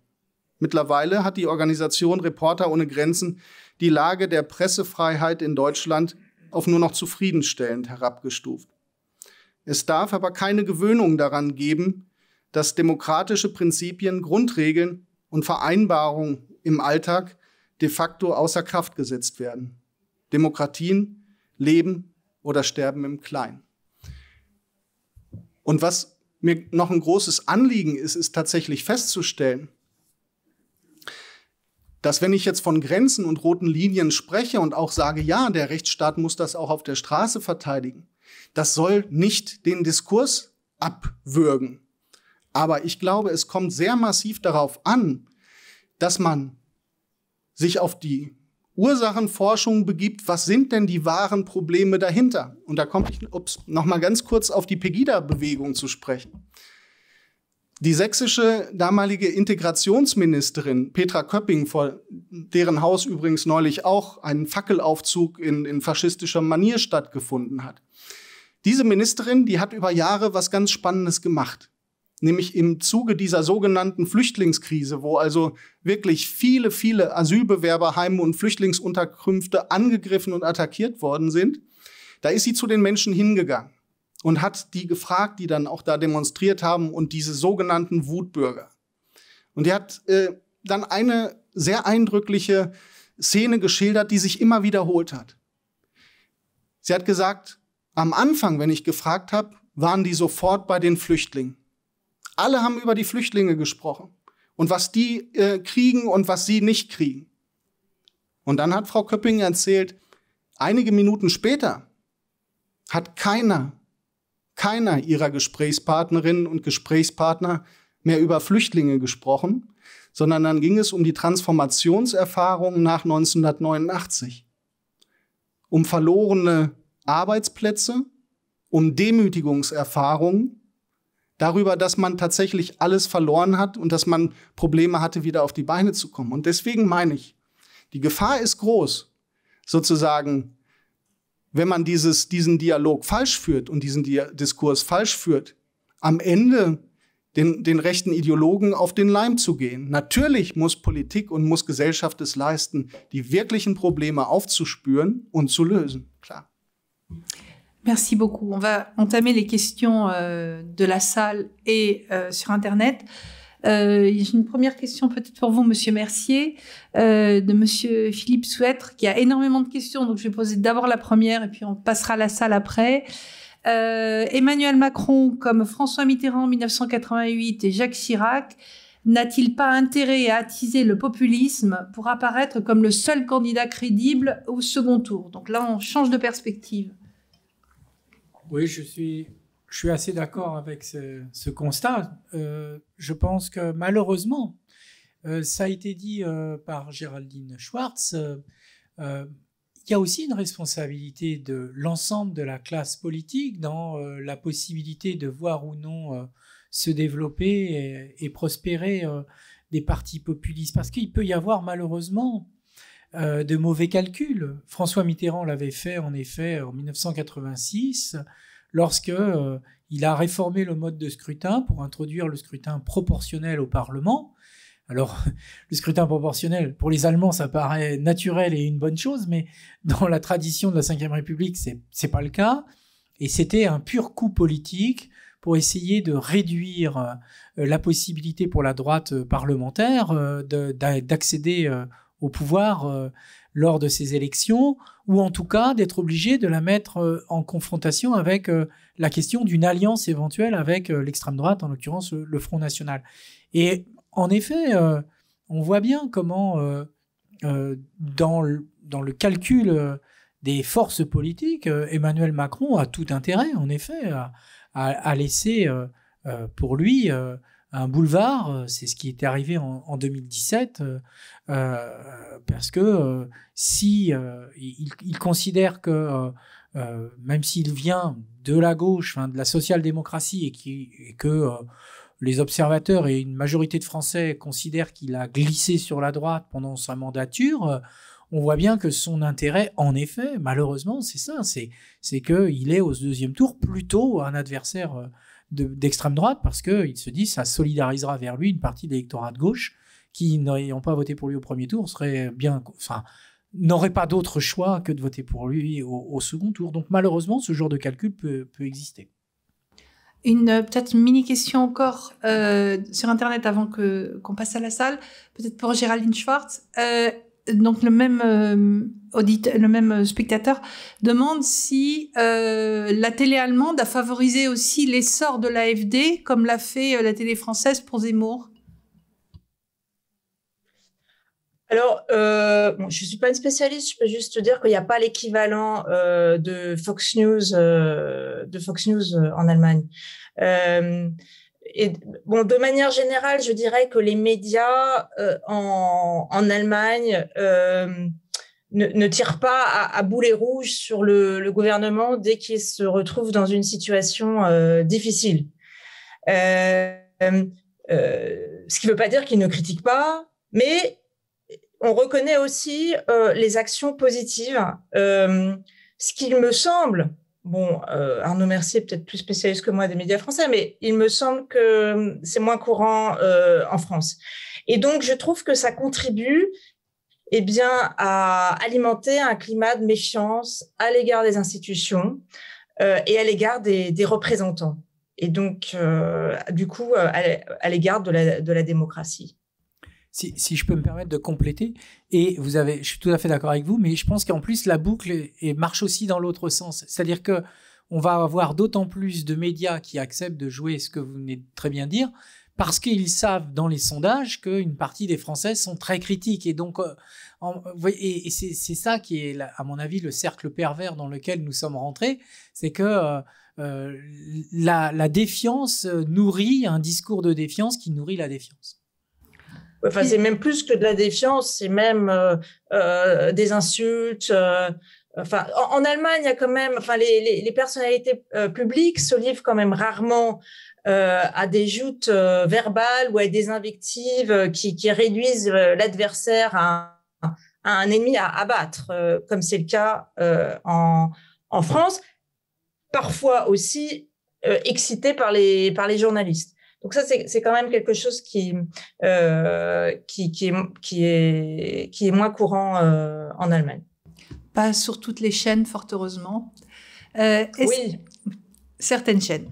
Est-ce qu'il y a des questions dans la salle? Parce qu'il y en a beaucoup sur Internet, mais je voudrais aussi laisser la parole à... Oui, madame. Je vais mettre mes lunettes que je vous vois. Je vous en prie, madame, présentez... pardon, monsieur, pardon, je suis désolée. Présentez... Navré, c'est ma myopie. Voilà, présentez-vous et posez votre question. Et désolé encore. Pas de souci. Alors, moi, j'ai une question pour tous les panélistes, je pense. Alors, je suis tout à fait d'accord avec tout ce que vous avez dit sur le fait qu'il faut parler avec les gens. Qui êtes-vous? Je m'appelle Marcel Müller, j'habite ici à la MHH et je suis aussi étudiant à Sciences Po. Et je me suis demandé, alors, même si on veut parler avec tout le monde et aussi avec des gens avec qui on n'est pas d'accord. Comment est-ce qu'on peut parler dans le contexte des manifestations anti-vax, des Querdenker, des gens qui pensent au grand remplacement? Comment est-ce qu'on peut parler avec des gens qui ne vivent plus dans la même réalité que nous, qui contestent parfois des faits biologiques ou géographiques? Comment est-ce que ça marche toujours d'entrer dans un discours? Merci. C'est faire rentrer les antivax dans le cercle de la raison, c'est ça? Qui veut répondre? Der Stand der psychologischen Forschung dahingehend zeigt im Moment, dass das fast nur im familiären Kreis geht, durch enge Beziehungen, durch Freundschaft, dass man die Personen nicht erreicht, indem man versucht, sie zu überzeugen, ihnen Fakten zu beweisen, Zahlen, sondern indem man eher fragt, wie geht es dir? In was für einer Situation bist du? Was besorgt dich gerade? Eben nach den dahinterstehenden Problemen fragen und persönlich da sein. Aber es ist sehr schwer für die Politik, eine Ansprache zu finden. Oui, en complément de votre question, je pense qu'il faut aussi se dire que ceux qui tiennent ce discours ne sont pas tous contre la raison, en vérité. C'est-à-dire qu'ils enfourchent ces thématiques et ils se radicalisent, mais ça exprime peut-être aussi autre chose. Et pas seulement un discours contre la raison, mais aussi un discours contre les sachants, contre le savoir. Et ça, je pense aussi que, là aussi, Géraldine Schwartz a beaucoup insisté, avec raison, sur l'individualisme. Et dans le populisme, il y a ce côté, y compris cette idéologie libertarienne, c'est ma liberté absolue et en dehors de tout sentiment de solidarité et autres. Et je crois que tout ce dont on parle est aussi un symptôme d'une crise très profonde qui est aussi liée, à mon sens, et c'est pas parce que je suis spécialiste des réseaux sociaux que je me focalise là-dessus, mais je pense que le succès des réseaux sociaux nous dit quelque chose. Elle nous dit quelque chose du désir des gens d'être reconnus comme étant des acteurs légitimes à intervenir dans l'espace public et à prendre la parole. Ce sont aussi ça a été le succès de cette machinerie, c'est aussi le succès du sentiment de sortir d'une frustration où il y avait un espace public qui était l'espace public politique associé à un espace public médiatique auquel on n'avait pas accès. Et là, tout d'un coup, on y a accès. Et à mon sens, tout ce qui se dit là, c'est une crise entre ce que l'Internet permet d'aspiration à une forme d'horizontalité des conversations, des contacts, de désir de reconnaissance interindividuelle comme étant des égaux. On est sur le même plan, voilà. À tort ou à raison, peu importe. Je veux dire au sens, est-ce qu'on est aussi fondé dans ses opinions que quelqu'un qui est un grand spécialiste du sujet? Bon, peut-être pas, mais en tout cas, c'est vécu comme tel.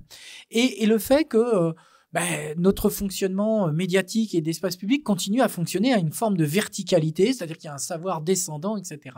Et à mon sens, une partie de discours contre des arguments fondés en raison, en fait, ne portent pas vraiment sur cet argument, mais sont le seul moyen que prennent les gens pour dire qu'ils sont contre les figures d'autorité qui seraient trop imposante. Et si j'ai 2 minutes, je voudrais vous raconter juste une anecdote qui illustre ce que je veux dire.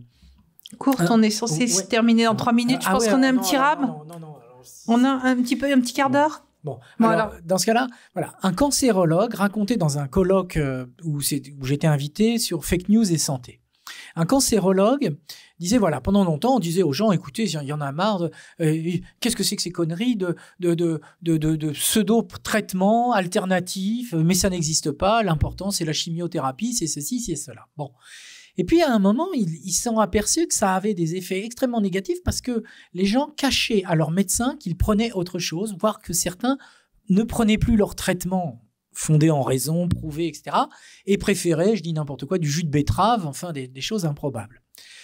Et finalement, ils ont changé de point de vue. Au lieu d'être le médecin en blouse blanche qui est celui qui détient le savoir et qui dit à des gens mais vous êtes nuls, nous sommes la science et vous dites n'importe quoi. Ils ont dit on va créer un climat de confiance pour permettre aux gens de s'exprimer et de dire ce qu'ils font et d'essayer d'entrer en dialogue avec eux. Et ils ont créé des cellules de discussion et dans lesquelles ils ont fait venir d'anciens patients qui sont sans doute les gens qui connaissent le mieux le problème parce que ils ont acquis une compétence sur le cancer et en plus ils ont acquis la compétence du malade et pas la compétence du médecin. Et finalement, ces groupes de discussion ont permis d'arriver à des équilibres qui étaient très intéressants parce que le cancérologue a dit finalement, on est sorti de notre position de sachant et on a accepté l'idée et on a trouvé par exemple un compromis. On a dit voilà, c'est pas une médecine alternative, c'est une médecine complémentaire. Et peut-être que pour certains, face à la physio, aux effets négatifs de la chimio, effectivement, tel patient nous a dit moi j'ai pris du jus de betterave et ça m'a aidé, je souffrais moins, voilà. Et le médecin a accepté de dire oui, nous ne savons pas tout, vous avez aussi une expérience, vous avez aussi finalement une connaissance qui est la vôtre et qui peut être partagée. Et donc par contre, ils étaient là pour rappeler, dire attention. Si vous prenez tel produit, c'est incompatible avec le traitement contre la chimio parce que ça détruit une partie des effets positifs de machin. Alors ça, et il nous avait dit, les patients qui au départ étaient là, je suis contre médecine alternative, etc., ont accepté d'entendre qu'il ne fallait plus prendre ce produit parce que là, tout d'un coup, ils ont accepté cette parole en raison, cette parole de sachant parce qu'ils se savaient reconnus par ailleurs dans le fait qu'ils pouvaient aussi être porteurs d'un savoir et d'une connaissance. Et à mon sens, une partie de ce qu'on se dit dans nos débats ici, elle est matérialisée ici, dans ce désir de reconnaissance et le fait qu'ils ont le sentiment, et ça a été, vous l'avez rappelé au tout début, en France, je ne sais pas en Allemagne si c'est parce qu'il y a effectivement le baromètre de la confiance du Cevipof chaque année qui en fait devrait s'appeler le baromètre de la défiance tellement les chiffres sont mauvais. 80% effectivement des Français disent les hommes politiques se fichent complètement de ce que nous on pense. Et donc je pense que le populisme se nourrit aussi de ça. Alors c'est une anecdote très intéressante parce qu'elle me permet d'aller à la question suivante. De Madame Claudia Salowski, qui s'adresse plus à Monsieur Kraske en disant Madame Köpping promouvait le dialogue, mais jusqu'où peut-on dialoguer avec les minorités hurlantes? Est-ce que il faut établir des lignes rouges? Quelles lignes rouges? Et est-ce que c'est pas leur donner trop d'importance et leur offrir une tribune? Alors c'est une question que je vous adresse à vous tous évidemment aussi, mais elle était adressée spécialement à Monsieur Kraske. Ja, ich trop long, parce qu'on arrive à la würde gar nicht dieses Wort der Bühne da wählen, sondern ich glaube an dem Beispiel von Frau Köpping einerseits und dem sächsischen Ministerpräsidenten Kretschmer andererseits kann man ganz gut sehen, wer überhaupt noch ansprechbar ist, ja, weil Dialog soll ja am Ende das Ziel haben, Verständigung zu bringen oder eben auch auf Probleme zu kommen, wie ich das geschildert habe bei Frau Köpping, für die dann politische Lösungen erarbeitet werden können. Bei Herrn Kretschmer ist nun wiederum beim Ministerpräsidenten was anderes zu beobachten. Also der geht seit Monaten, seit Jahren fast schon dahin, also in dem Fall jetzt zu Querdenken-Demos, dahin, wo es wirklich wehtut, so würde man in der Sportsprache sagen, ja, und lässt sich auch beleidigen. Neulich hat er wieder vor einer aufgebrachten, wütenden Menge gestanden und es ist überhaupt kein Kontakt nicht mal möglich und Austausch und Dialog schon gar nicht. Und deswegen, glaube ich, ist das Entscheidende, und da komme ich ein bisschen wieder zu meiner Ausgangsthese, dass auch politischer Diskurs einen festen Rahmen braucht und er braucht auch Regeln. Ja? Und natürlich mag man den einen oder anderen von diesem 1/3 der Bevölkerung, die ansprechbar ist für Verschwörungsdenken, auch wieder zurückholen können. Marina Weißband hat das angesprochen, dass das am besten tatsächlich im Familienkreis, also im nahen sozialen Umfeld möglich ist und wenn es nicht allzu konfrontativ ist, also wenn die Beziehungsebene so ist, dass man einen Zugang findet, dass man sich auch als Mensch schätzt. Und das ist ja ganz wichtig. Es geht dabei nicht um Dämonisierung. Aber es muss und jetzt nehme ich mal ein sehr technisches, wissenschaftliches Wort, es muss eine evidenzbasierte Faktenbasis geben. Natürlich können wir und sollen wir alle unterschiedliche Meinungen haben, aber wir haben in den USA mit Donald Trump nun wirklich sehr eindrücklich gesehen, was passiert, wenn jeder eigene Fakten zur Grundlage seines Handelns macht.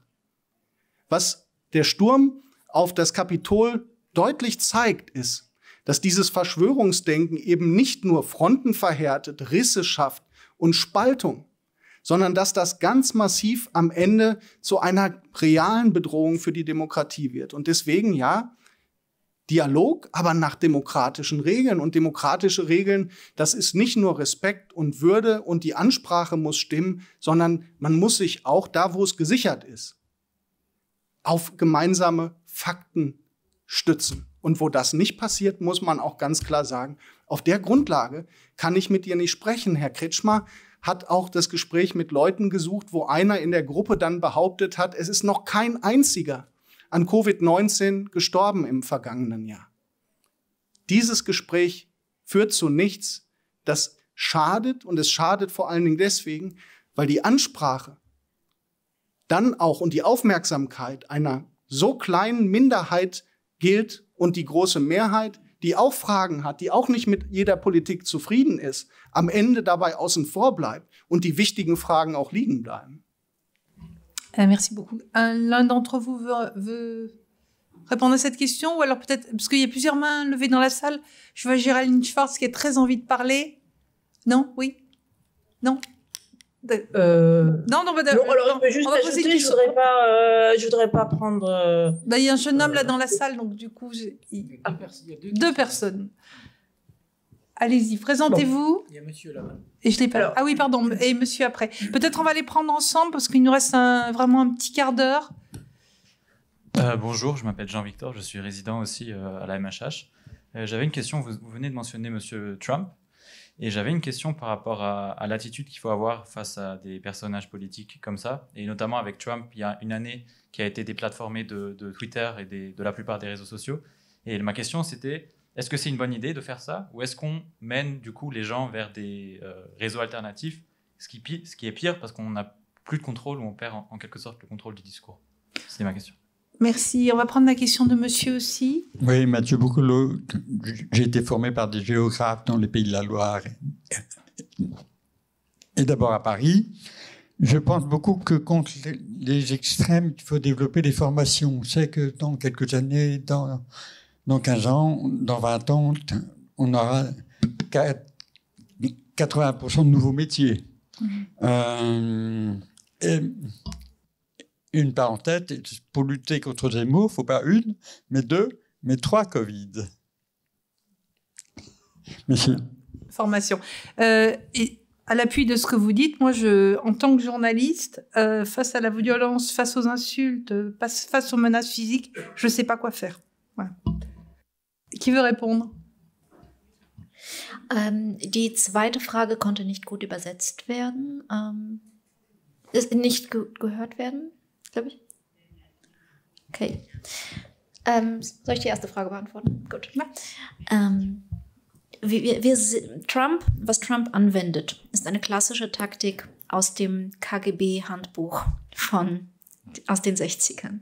Und ich nenne diese Technik, der Himmel ist grün. Und die funktioniert so, ich sage, der Himmel ist blau, du sagst, der Himmel ist grün. Ich sage, nein, der Himmel ist blau. Und du sagst, nein, der Himmel ist grün. Und ich sage, nein, der Himmel ist blau. Und du sagst, warum regst du dich so auf? Können wir nicht wie zivile Leute reden? Der Himmel ist grün. Du hast deine Meinung, ich habe meine Meinung. Vielleicht wissen wir alle nicht, welche Farbe der Himmel hat. Dadurch zerstört man Wahrheit. Trump lügt nicht, weil er will, dass jemand ihm glaubt. Trump lügt, damit niemand überhaupt irgendwas glauben kann. Er sagt, ich hatte die größte Menge bei meiner Einschwörung. Und wir sehen mit unseren Augen, dass das nicht so ist. Aber das ist Ziel der Sache. Wir sollen unseren Sinnen nicht trauen. Das ist eine faschistische Technik, die bewirken soll, dass wir keine demokratische Grundlage mehr haben, auf der irgendwas gesichert ist. Und das heißt, wir brauchen, um irgendwas zu tun, einen starken Mann, der uns sagt, welche Farbe der Himmel hat. Und meiner Meinung nach ist diese Taktik so gefährlich, dass ich absolut d'accord damit gehe, ihn von Twitter, von Facebook, ich glaube, es kam zu spät. Er hat so lange auf Twitter verbracht. Und da möchte ich ganz kurz etwas zu den sozialen Netzwerken sagen. Die sozialen Netzwerke sind schrecklich. Aber sie sind nicht schrecklich, weil sie Menschen zusammenbringen in der Horizontale. Dahin müssen wir kommen. Wir müssen zu diesem Vertrauen mit unserem Arzt kommen, mit unserem Anwalt, mit unserem Lehrer, mit unserem Präsidenten. Aber soziale Netzwerke haben zwei Probleme. Erstens, die Rechtsradikalen sind so viel besser darin organisiert als die Mitte der Gesellschaft. Die sind sehr international vernetzt, ironischerweise. Und zweitens, soziale Netzwerke sind nicht dafür da, demokratischen Diskurs zu ermöglichen. Sie sind dafür da, Werbung zu verkaufen. Das ist ihr Ziel. Sie müssen Geld verdienen, dafür müssen sie Aufmerksamkeit binden, die sie an Werbetreibende verkaufen können. Das heißt, was pushen sie? Das Radikalste, das Schrillste, das, was die meiste Aufmerksamkeit erregt. Das war Donald Trump. Sie haben ihn nicht früher von Twitter geschmissen, weil er Twitter so viel Geld gebracht hat. Und das ist, glaube ich, ein großes Problem. Das funktioniert auch nicht anders bei den Massenmedien. Sie haben gerade gesagt, Politiker werden eingeladen, wenn man darauf wartet, oh, was sagt er Dummes? Und klassische Medien müssen auch Geld verdienen. Diese kapitalistischen Prinzipien, auf denen unser demokratischer Diskurs im Moment basiert, sind problematisch. Wir brauchen mehr Orte, die nicht gewinnorientiert sind, die uns allen gehören und als Raum für kollektiven Diskurs da sind. Géraldine Schwartz, vous voulez la parole? Non? Oui, si. Je peux. Bon, non, enfin, juste pour compléter. Oui, bien sûr, les méthodes de manipulation d'aujourd'hui n'ont rien de nouveau, si ce n'est les réseaux sociaux. Dans les années 30, c'était la radio. Mais les méthodes vraiment de manipulation elles-mêmes, elles ont été écrites à la fin du 19e siècle par Gustave Le Bon. C'est un petit livre, Manipulation des foules, qui est très instructif. Et il raconte, voilà, il parle de comment il faut faire en fait pour manipuler les foules et notamment brouiller la frontière entre le vrai et le faux. Hannah Arendt a dit un jour que le problème de brouiller le vrai et la frontière entre le vrai et le faux, ce n'est pas que les gens vont y croire, pas croire à ces mensonges, mais ils ne croient plus en rien. Et une population qui ne croit plus en rien n'est plus capable de juger, n'est plus capable de se faire une opinion fondée. Et donc, elle est manipulable à merci. Et moi, ce qui me désole, c'est que tout ça, ça s'est déjà produit. Et qu'un siècle plus tard, j'ai l'impression parfois que nous n'avons rien appris. Et c'est pour ça que c'est mon grand combat, c'est le travail de mémoire qui a été sous-estimé comme instrument d'éducation politique. Parce que je l'ai évoqué tout à l'heure, mais je pense que le problème, c'est comment cela se fait-il qu'aujourd'hui, autant de gens qui sont quand même éduqués, l'école est obligatoire aujourd'hui en Europe, qui ont des cours d'histoire, des cours aussi de politique à l'école, comment cela se fait-il qu'ils tombent dans le panneau, qu'ils se laissent manipuler? Et donc, je pense qu'il faut revenir en arrière, il faut revenir à cette définition des concepts de liberté, liberté individuelle versus liberté collective, parce que dans le cas du débat sur les vaccins et anti-vaccins, on est là. Et comment on peut essayer de convaincre, mettons, un anti-vaccin? Eh bien, c'est en lui parlant de cette définition de la liberté. La liberté, tout le monde l'invoque. Mais ce qui compte, c'est pas la liberté en soi, parce que tout le monde la veut, c'est quel moyen pour faire le bien, quel moyen pour atteindre cette liberté, à quel moyen nous voulons recourir et quel moyen est le meilleur. Donc, et c'est là qu'intervient malheureusement quand même le savoir. Ça, je m'inspire d'Aristote. Pour savoir quel moyen est le meilleur pour faire le bien, puisque tout le monde fait le bien, eh bien, le premier critère, c'est qu'est-ce qu'on sait? Bon, eh bien, pour moi, les scientifiques, malheureusement, là, ont quelques longueurs d'avance. Et la deuxième question qu'il faut se poser, selon Aristote, ce sont les effets collatéraux. Quels effets collatéraux y a-t-il si je prends cette décision? Donc, je pense qu'il y a toujours un moyen de raisonner l'autre et de se raisonner. Mais encore faut-il faire cet effort de retourner aux sources. Merci Géraldine. Alors, on est vraiment très proche de la fin. Monsieur Kraske, vous voulez 2 minutes, vous 1 minute, et après on termine. Désolé pour ce... Pas de souci. Voilà. Wir kämpfen jetzt um jede Minute. Deswegen nur ganz kurz, Donald Trump, ich erinnere mich, als das losging mit seiner Amtszeit, da gab es in deutschen Medien einen Überbietungswettbewerb auch an Fairness, ja, den bloß nicht vorschnell in eine Schublade stecken, besonders fair mit ihm umzugehen, weil er ja ihm dieser Ruf vorauseilte. Es hat sowohl in Europa als auch in den USA einen Lernprozess gegeben und den muss es, und da schließe ich mich Madame Schwarz eben auch an, immer wieder geben. Und der Lernprozess war, als Trump in der Wahlnacht dann behauptet hat, er hätte die Wahl gewonnen, und als er darauf behauptet hat in Pressekonferenzen, ihm sei die Wahl gestohlen worden und es habe eine Verschwörung gegeben, da haben die Medien angefangen, unten Laufbänder laufen zu lassen, dass hier der Präsident die Unwahrheit sagt. Und ein anderer Fernsehsender hat ihn abgeschaltet. Und es war richtig. Und es war nicht deswegen richtig, weil ich das absolute Maß habe.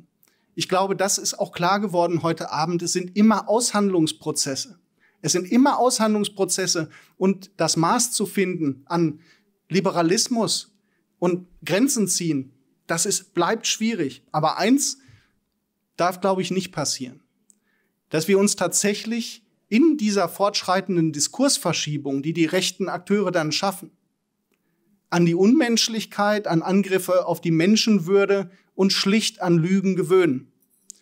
Denn das, woran man sich gewöhnt, kann man schlicht nicht mehr skandalisieren. Das ist dann die Normalität, in der der blaue Himmel dann auch grün ist. Merci, Monsieur Kraske. Monsieur Mercier. Oui, je voudrais juste dire, Géraldine Schwartz a dit, finalement, les manipulations, c'est vieux comme le monde, mais et c'est la seule chose qui a changé, c'est les réseaux sociaux. Mais alors, justement, à mon sens, les réseaux sociaux changent quand même pas mal la donne en termes d'impact. Et notamment, et là, je rejoins la question sur la formation. Je pense que le problème, c'est que l'appropriation des réseaux sociaux s'est faite dans un monde qui était un monde de Far West, sans foi ni loi. Et que on a appris progressivement et on a pris conscience collectivement et peut-être individuellement pour certains des responsabilités de tout ce qui circulait. Et je pense qu'il y a un apprentissage, en effet, il y a une formation sur le principe de responsabilité individuelle dans la manière d'utiliser les réseaux sociaux. Ça, c'est une chose. Mais il y a aussi quand même une formation à apporter pour permettre d'avoir une meilleure prise de conscience des techniques de manipulation qui sont derrière précisément le fonctionnement des réseaux sociaux.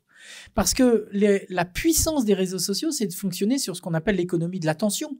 Donc, il y a un vrai problème, c'est-à-dire que ce sont des gens qui sont formés au mieux des sciences cognitives, qui se sont appropriés les techniques d'attention pour faire en sorte qu'on ait envie de cliquer, qu'on soit incité à... Bon. Et donc, il y a une puissance des mécanismes d'attention pour nous faire aller vers des choses qui flattent les plus bas instincts, il faut le dire, sur les réseaux sociaux. Et il faut qu'on apprenne aussi à prendre conscience de ça. C'est pour ça que moi, par exemple, je dis à mes collègues qui font de l'éducation aux médias et à l'information, je leur dis, mais vous savez, maintenant, dans l'éducation aux médias et à l'information, c'est-à-dire comment fonctionne un média, comment les journalistes travaillent, etc., etc., il faudrait ajouter quelque chose sur les réseaux sociaux, ce qui est déjà fait même à l'école française, même si c'est peut-être pas assez, mais en tout cas c'est fait. Mais il faudrait ajouter quelque chose sur les biais cognitifs et sur la prise de conscience de nos propres biais cognitifs et sur la prise de conscience de la manière dont ceux qui fabriquent les réseaux sociaux utilisent nos biais cognitifs au meilleur de la génération d'audience et autres sur ces réseaux. Et donc, je pense qu'il y a un vrai défi intellectuel et de formation pour faire en sorte que on ait conscience de toutes les techniques de manipulation, y compris dans leur nouveauté liée sur les réseaux sociaux, parce que finalement, on est dans la manipulation librement consentie ou quelque chose comme ça, hein. Comme on disait, la servitude librement consentie. Bon, c'est un débat tellement passionnant qu'il va falloir en refaire un autre. Il y a des questions. Alors, dernière intervenante. Parce que je vais me faire taper sur les doigts.